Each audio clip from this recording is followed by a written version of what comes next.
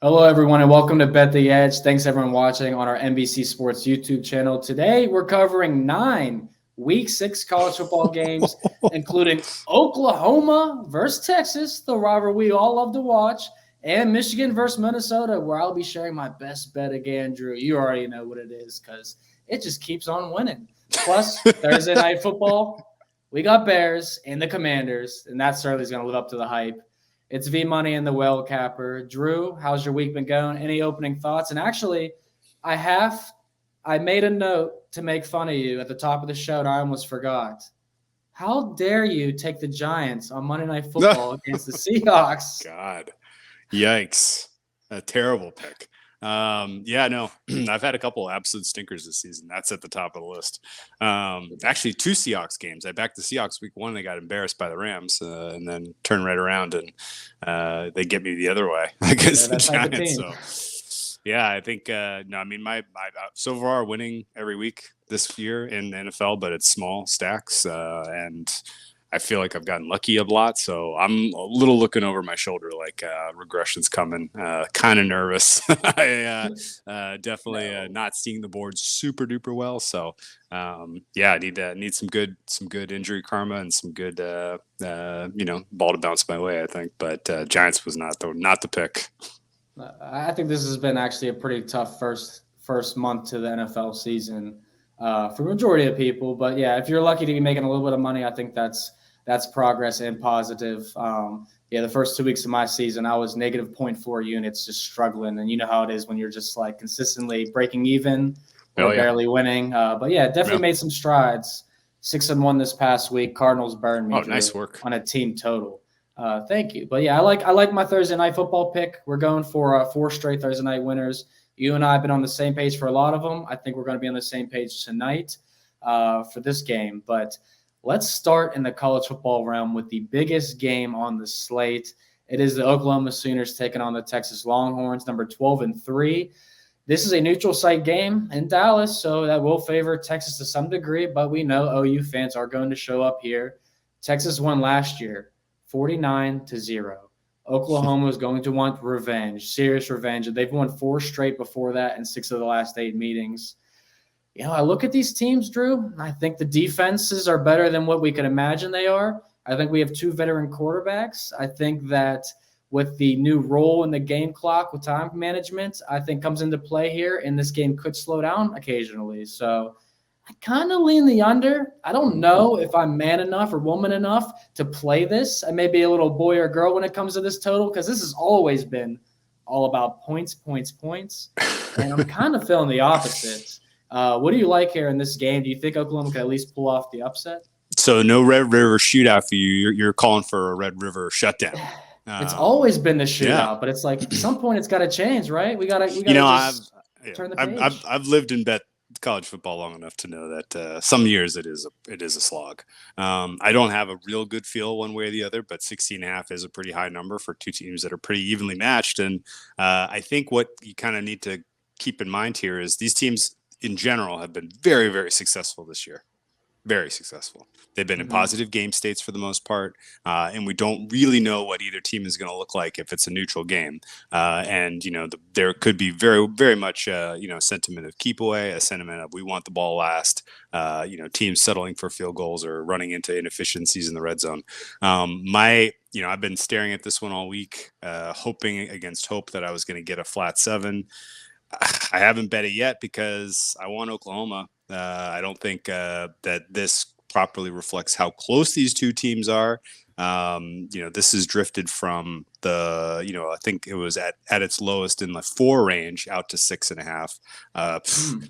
Best of luck if you have super high confidence in Texas right now against this Oklahoma team. I think Oklahoma's good. We talked about it last week. I thought, Dylan Gabriel was a bet on for Heisman.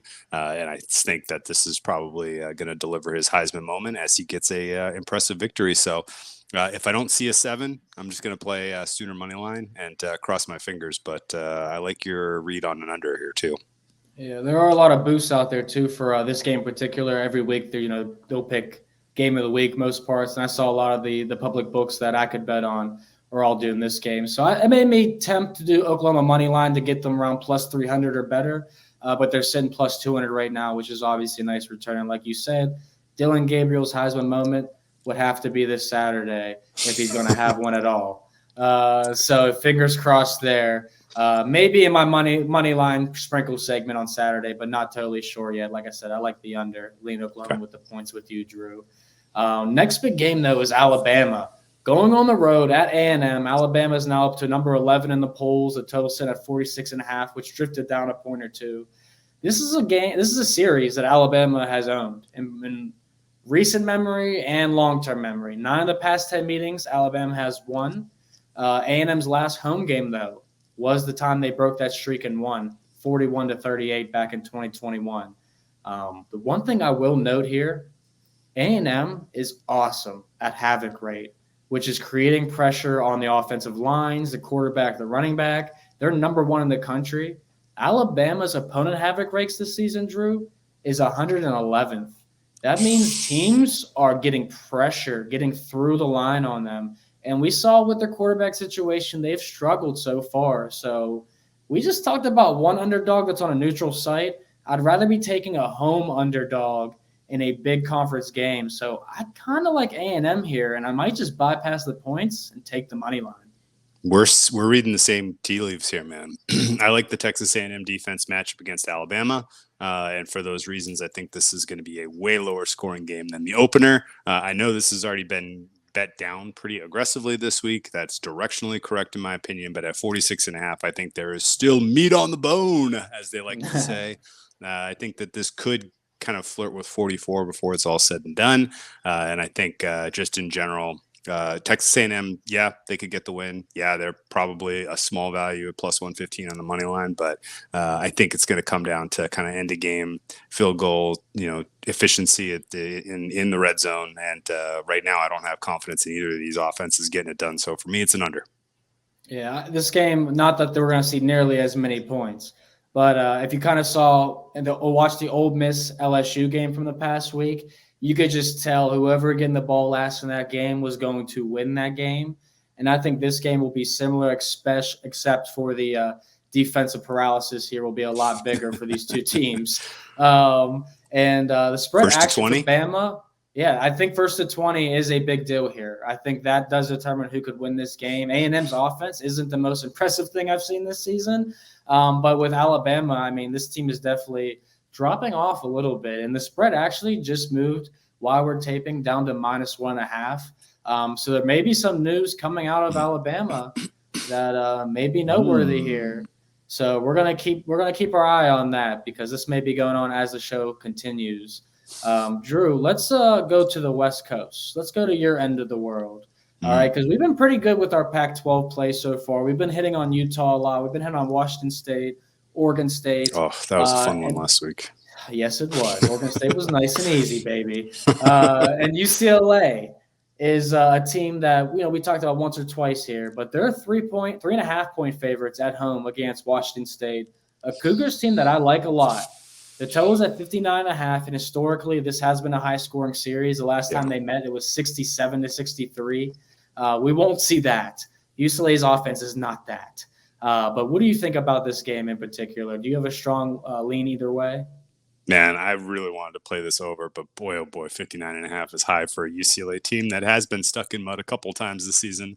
The fact that it is in LA and the fact that, they don't really have much of a home field advantage maybe gives Washington State a little bit more of a chance here. But in general, backing Pac-12 teams on the road smells like trouble so far this season, at least. So yeah, with Washington State being a bet on this year and UCLA being a bet against, and UCLA, just in general being at home, and being on the wrong side of 3. All of these reasons are kind of keep this one a stay away. And ultimately, this game's going to be a pass for me. Yeah, I definitely like the fact that you're getting 3.5 for Washington State here, getting that hook. And you talked a little about UCLA's offensive woes. They have the 6th fewest red zone trips in the country. Wow. They've only been in the red zone 13 times in 4 games. And they've scored 9 times, which may sound good, but that's about a 68%, which ties them 123rd with Hawaii, Drew. So UCLA's red zone offense, we don't know what we're going to get here yet from the Bruins. And they've been another team like Alabama have a grade allowed is terrible, 102nd this season when it comes to that. So if I'm taking a team here, I'm taking Washington State. Don't know if I want to get to the window with them because I think there are a lot of better games to be betting. But the fact that this one's also 3:30 p.m. Eastern, which makes this a noon kick your time, West Coast, is definitely appealing for the dog situation as well. Let's talk about a dog that could be live, Drew, because last week the Georgia Bulldogs, the number one team in the country, they almost lost. And it was pretty ugly when they were at Auburn, squeaking out that win 27-20. One of my best bets from this past weekend was the Kentucky Wildcats to beat Florida. They are just number one explosive rate in the country, which is pretty surprising. The talent pool may not be as surprising of who they played against and why they're so explosive. But Florida was a team they could take advantage of in that department, and they very well did. Georgia is about 70th defensively in explosive rate. They're letting teams get some big plays on them, and they're letting teams hang around. So my question to you, Drew, if Kentucky is a 14.5-point road dog, total 48.5, is Kentucky live to cover the spread? I don't think they're going to win, but cover the spread. Could they do it? Yeah, I mean, you're on the right side of a key number. I think you only worry a little bit about them coming off of what was kind of a season-defining performance last week. Like, that was kind of as good as it gets for Kentucky. And do they bring that same level of intensity this week against a more formidable opponent? Can't really tell you. I think there are definitely some issues with Florida's offense that may have made that Kentucky team look a little bit better than they actually are on defense. And so, my general inclination here is that this is probably a total that is a hair too low. My fare on this one would be 50.5. So I'm going to probably give this one another careful look, talk to some of the sharp folks, see if they're going to make any, move this number at all before getting involved. But I think my look on this one would be over, as long as it's under 50. Yeah, I don't hate that, because as I said, Kentucky, explosive offense. They make big plays, big splash plays. And Georgia's been a little susceptible to that this season. And 6 of their last 9 games have gone over the total, which is a pretty good number to be backing too. So the Georgia defense isn't what they were last season, Drew. We were playing the opponent's team total unders every single week and cashing. Those days are long gone. The days of winning ACC games are not long gone for Notre Dame now. They still did it, Drew. They covered and beat Duke, the Fighting Irish, still hanging around after the Ohio State loss. And, I lost a pizza bet to my friend Brad Thomas because he was confident that Notre Dame was going to roll Duke. And I said, roll them? I don't know. I'll take the 5.5 over some pizza. And Duke should have done it, but they can't make 25-yard field goals. Hey, what do you give scholarships out for? So we got Notre Dame now, 6.5-point favorite at Louisville, another back-to-back road game in the ACC. They've won 30 straight ACC games. Do they make it 31 here? I think yes. I think Louisville's pretty bad. And that last week's outcome really hurt. Duke was so close. They should have covered. They could have won. They could have won. They should have covered for sure.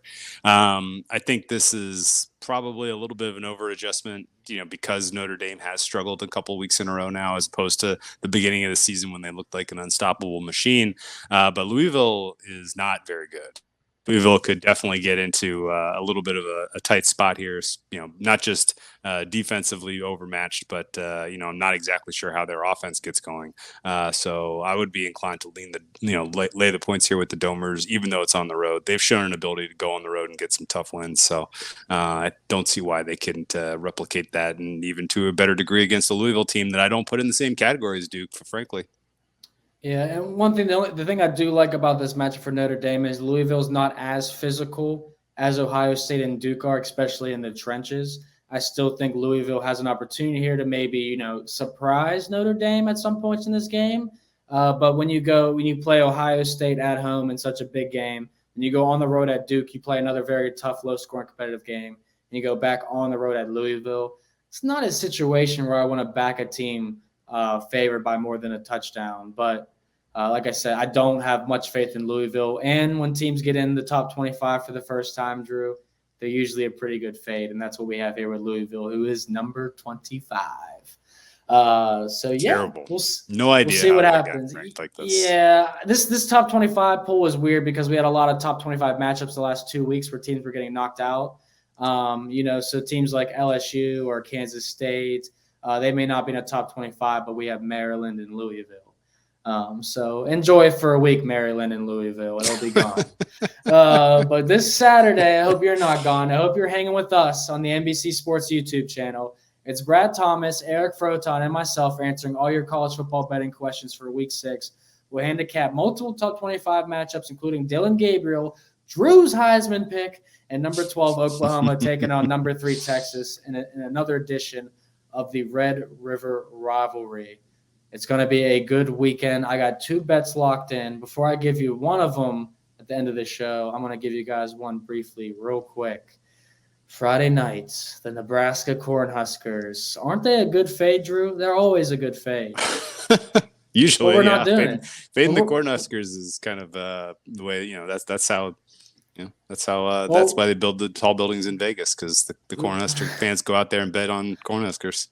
That's right, baby. But this weekend, we're going to butter up our corn. We're going to put the little yellow things on both ends, which I don't remember what they're called right now, and we're going to gnaw away because I think the Cornhuskers are going over 19 points against Illinois on Friday night. And Illinois' defense, terrible. Just let up 44 to Purdue. But, no belief in Brett Bielema's squad. Speaking of Brett Bielema's squad, his old team, Wisconsin Badgers, their defense – is taking a step back too. They're not looking nearly as good as they've been the past few years. They're welcoming the Rutgers Scarlet Knights to town. The spread was 14. It's down to 13.5 now. So if you're liking the Badgers, that is a key number. And what if I told you, Drew, that these teams have met 4 times all time? Wisconsin's won all 4 of them by 14 or more points and scored 31 or more every single time. All of their team totals and spreads are right on those exact numbers I just mentioned. Historically, would you be laying this number with Wisconsin at home? It seems too easy. It does seem too easy. Yeah. That's why I'm kind of confused by this one. There may be something I'm missing here. I'm not exactly sure how Rutgers is competitive in this contest. I get it. It's a low total, so you're kind of up against it because, every point Rutgers scores, it's going to be that much tougher for Wisconsin to cover a 2-touchdown spread. But I also think Rutgers getting, into the double digits is going to be an accomplishment for them. I like the Wisconsin defense. I like the matchup. I think Rutgers is fair team total is probably in the 10.5 range. And my Wisconsin expectation is that they can get into the 20s. Rutgers defense is good enough to keep Wisconsin from just ripping a hole in this game entirely. And so I think I'm ultimately probably going to kind of stare down this under 44.5 as the best way to attack. I don't hate that at all. And I was going to say, I think the way that I would play this game is the Rutgers team total, but it's not 10.5, Drew. It's 14.5 at most places. It was 15.5 before taping, and that went down a point at most places. And I'm thinking still getting 14.5 for Rutgers on the road in a Big Ten game, that's a tough ask. Wisconsin is the best team in the Big Ten West. It may not be saying much. It's really not saying much this season. But they should be able to shut down Rutgers' offense. So I think we're both onto the right look here. I think it would be the under 44.5 or the Rutgers team total under 14.5 as the best ways to play that. I think one of those 2 plays will end up on my card this Saturday. And I'm a little more confident in taking the under here than I am in the next game because everybody moved this total and ran to the window, including our colleague Brad Thomas. Maryland is going to Ohio State. Ohio State has the total of 57.5. The spread moved from 17.5 up to 20.5. The total was 54.5 up to 57.5. And when I tell you these numbers, it's not even a question on why these numbers moved in the direction they did, because Ohio State has averaged 57.3 points per game in 8 meetings with Maryland, Drew. They have averaged the total themselves. So, of course, people are going to say Ohio State's going to light them up. But I don't think it's going to be that simple. Since 2014, this is the best Maryland team we've seen, offense and defense. Probably the worst Ohio State offense. Do you agree or disagree? I agree, but I also like the over. But I think we're kind of coming at this the same way, which is that I mean, if you're playing the over, yeah, you're counting on Ohio State scoring, but like if Maryland answered, that sure helps.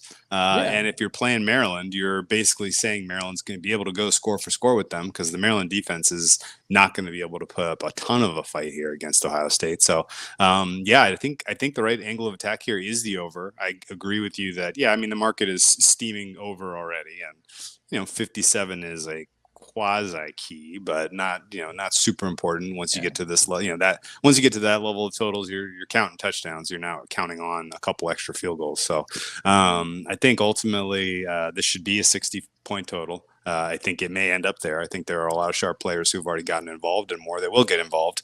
And Maryland, Ohio State's going to be a bit of a track meet. Part of the reason I feel this way is Maryland's quarterback can sling it, man. To his little bro. He can throw it. He can throw it. And Ohio State hasn't really come up against a fully healthy and a decent passing attack. That I'm specifically counting out Notre Dame based on what we saw in that game. And I think Maryland's going to be able to do a little score and answer here, and they may be able to take a lead into halftime. I kind of like circling specifically the first half because Ohio State could make some adjustments and pull away in the second half here. But I definitely, if I was going to only have one bet on this game right now, it's the over 57.5. What a sharp angle. The first half look may not be a bad idea because Maryland, if that's how they stick in this game, that's solely how it's going to be. They're going to be in the first half before Ohio State kind of figure out what they have to do. But maybe this one's just another game that just seems too easy for me that I just can't play it. And I hate sometimes going through this because you watch the game and you're like, yeah, it really was that easy. Like USC, Colorado's overs. And the spread there. And a couple weeks ago, Drew, if I told you Miami was only laying 21.5 points at Temple, I mean, looking back on it, you'd say that's a smack city spot. And I talked myself out of it because I said it was too easy. So maybe I'm doing that here, and you'll have an easy win to brag about next week. But we shall see. Talua Tagovailoa, you'll need a lot of that, man. Let's talk about a game where the quarterback situation's not as attractive. We got Hudson Card versus a backup. I don't even know who's quarterbacking for Iowa, Drew, to be honest with you, but I'm still probably going to take them if I bet this game. The Hawkeyes at home. Hawkeyes at home are a tough task. Now, I know the defense may not be what it's been, but they still have Michigan State out the end zone. Michigan State needed field goals, and they needed a fumble return for a touchdown. But Purdue's offense, not very good. Hudson Card is the quarterback, and Ryan Walters is under a project in his first year at Purdue. Everyone said they're going to be better in year 2 and 3, but for the first year, they're going to be on the struggle bus.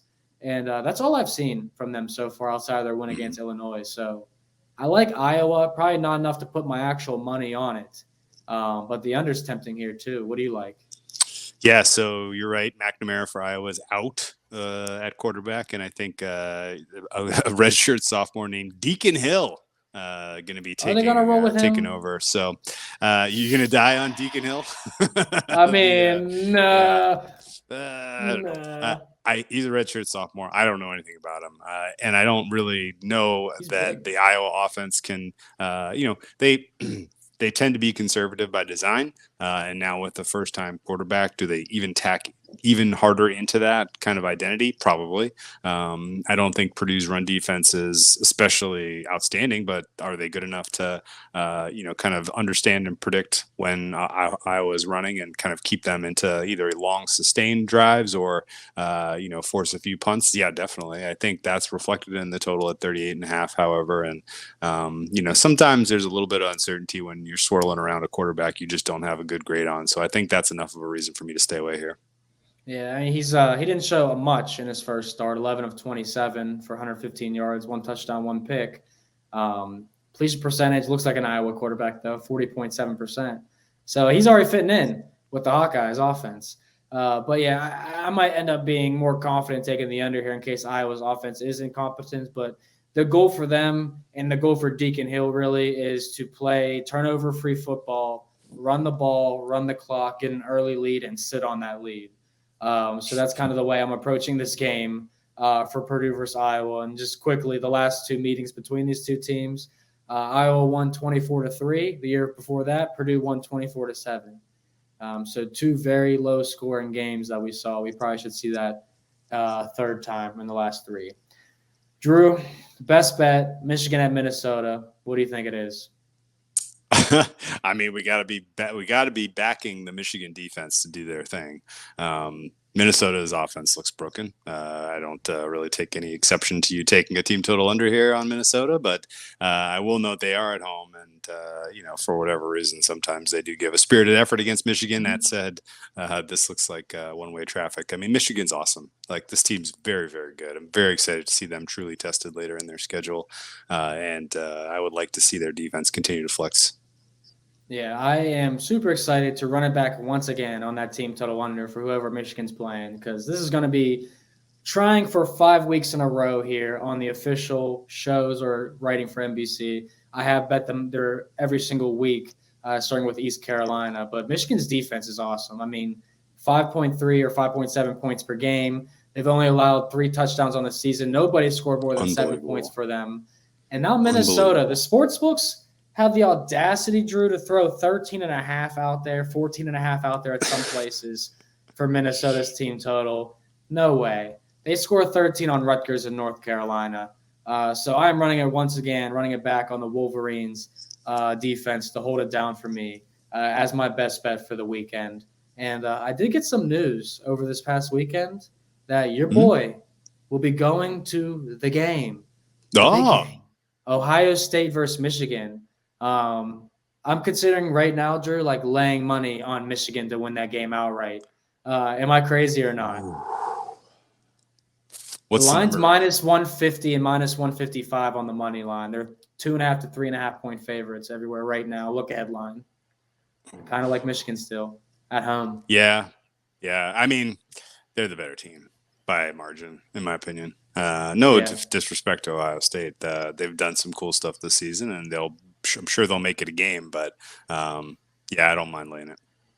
Yeah, and honestly, Michigan was the one that said, "Hey, V-Money, come to our sideline for the game." So you already know how I feel about Michigan, but they must have been watching our shows, Drew. Yeah, it's a karma bet. Yeah, that's what I'm saying. We're gonna lay it down. That's gonna be the best bet of the season, biggest bet of the season. So I'm super excited. I love this Michigan Wolverines team. We're gonna run it back once again, fading Minnesota's team total. But if you think I'm ready to eat some popcorn that day, Drew, get your popcorn ready for Sunday night this week, my friend. All the stars are going to be out in Northern California, in your territory, as Micah Parsons and the Cowboys clash with Christian McCaffrey. He's coming off 4 touchdowns with the Niners. Coverage of this battle between these two teams in the NFC starts at 7 p.m. Eastern, only on NBC and Peacock. I think I'm going to be laying the 3.5 with the Niners or fading the Cowboys team total, because Dak Prescott against that Niners defense, get your popcorn ready. That's a show, my friend. But Drew, I don't know if we're going to eat as much popcorn for Thursday Night Football. It's not attractive, but the line's actually coming down in my team's favor. All right, I took the Bears plus the 6.5 and plus the 6. It's down to minus 5.5 as the Commanders being a home favorite over the Bears. Total's at 44.5. What do you like in this one? Tell me, are the stars aligned for Chicago to get their first win of the season? Yeah, I mean, Ron Rivera traditionally is a pretty lousy coach on short week. I don't know if kind of knew that, but for whatever it's worth, he does not have an especially strong record on Thursday Night Football. And in general, I'm kind of out on Ron Rivera right now that he didn't go for 2 at the end of that Eagles game. That was pretty chicken bleep, if you ask me. But that doesn't really factor into this handicap so much. I think the important thing to factor in here, like the Bears last week, they had that game in their hand, man. Like, they were finally clicking offensively. And I think in general, you're starting to see this offensive line in particular play a lot better. They're getting Tevin Jenkins back here potentially, which is a big deal in terms of, kind of some more talent on that offensive line. And if you can in any way, shape, or form give Fields time, then I think he can pick apart a Commander's secondary that's somewhat soft here. In general, what the Bears do well offensively, although it's not a lot, does match up pretty well with what the Commanders' weaknesses are on defense. And so I do think Bears are going to score here, and Bears are going to have to score here in order to cover your spread.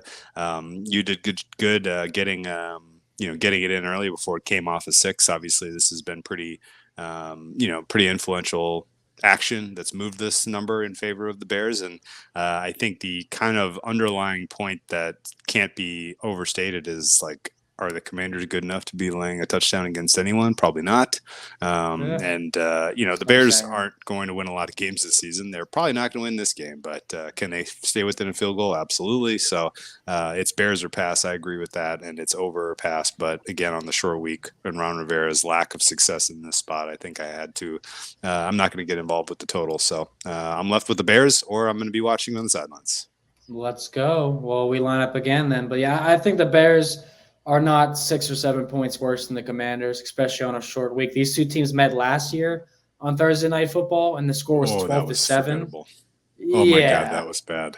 We all try and block that one out of our minds. But yeah, I started looking back on some Thursday Night Football numbers while you were saying that for Ron Rivera and this team. And I mean, when they did beat the Giants in week 2 of the 2021 season, that was a 1-point win. Then they played on a Tuesday against the Eagles and lost that game by 10. So definitely games with short rests.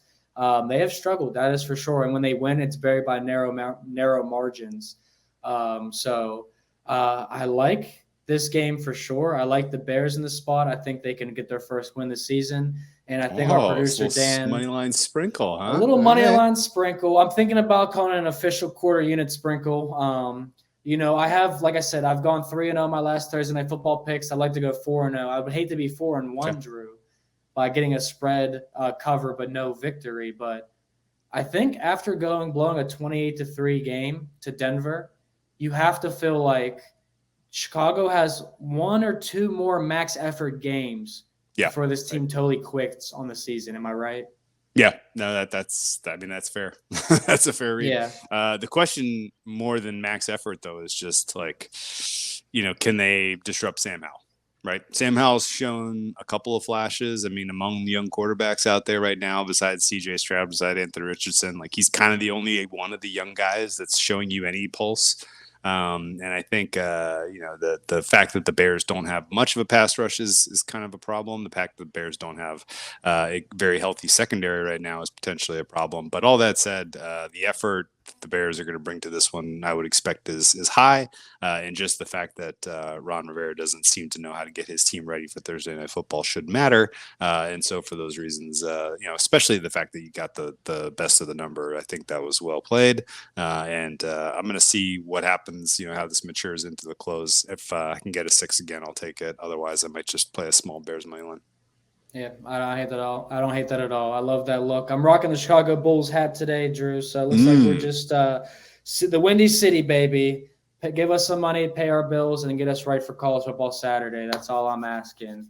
So once again, another great show, Drew. 9 college football games and an NFL game gives us a solid round 10 games of action that we went over today. If you guys need more help and more games, you go to NBCSports.com. to get that action. And as a reminder, don't forget to check us out on Amazon Music. Just head to Amazon.com/NBC Sports for more. From Drew and Vaughn and our producer, Dan, we appreciate you. Best of luck this weekend, and let's make some money.